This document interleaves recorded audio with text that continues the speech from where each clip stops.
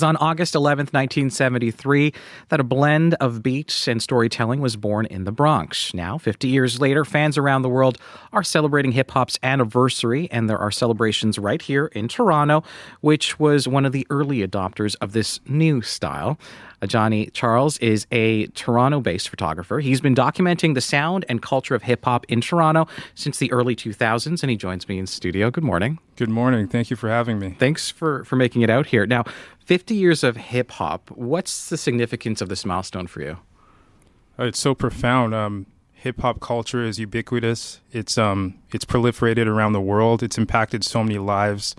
It's created so many outlets for self-expression and unity. Hip-hop culture is a meta-culture that transcends so many cultures and also incorporates so many cultures. And it's changed my life for the better and so many other lives for the better. How has it changed your life? What's been its influence on you? I've been able to express myself in ways that would have been impossible without hip-hop culture. I've met some of the most inspirational and ingenious people that I've ever met in my life through hip-hop culture. I've been encouraged so much by Toronto's hip-hop culture through my production of Project T-Dot, which is my documentary project on Toronto's hip-hop culture, community, and history. So I can't thank hip-hop enough, and it's inconceivable that hip-hop culture is 50 years old. There's probably someone in the Himalayas or in Antarctica right now listening to hip-hop music or creating graffiti. Yeah, the influence is huge. We talk about the Bronx a lot, especially today, but you touched on Toronto's connection to hip-hop. Tell me about the origin story here.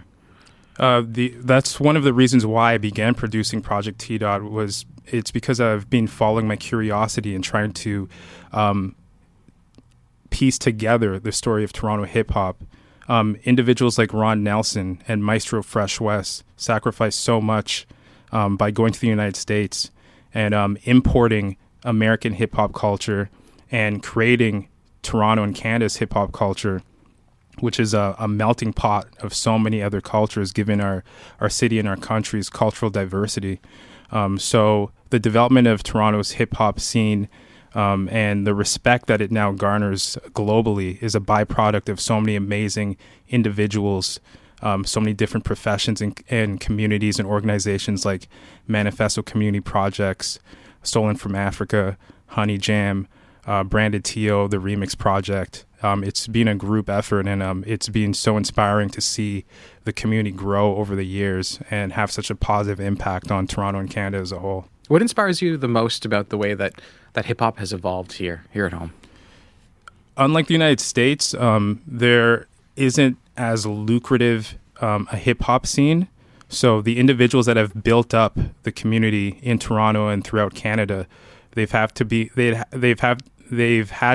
very resourceful, and it's taken incredible willpower and coordination.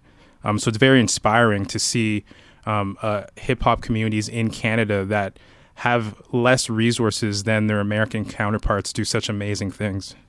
When we think about hip-hop, at least more in the mainstream, best-selling artists like the Drake come up, and he has done so much in putting it on the scene. But what does he represent to the scene in Toronto right now?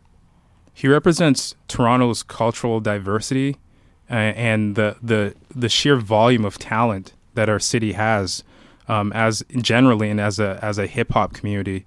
And I don't think that someone like Drake could have manifested from any other city. He's an incredible global ambassador for Toronto and for Toronto's hip hop culture, and he's championed our city's hip hop culture to a degree that would have been inconceivable to me 20 years ago. In your work, you're highlighting a lot of contributions from LGBTQ, Indigenous, and female artists to the genre. Why was that significant for you? What have those contributions meant to what hip-hop is today? It means so much. It adds to the uniqueness of Toronto's hip-hop scene. I truly believe that Toronto's hip-hop community and culture is the most culturally diverse in the world.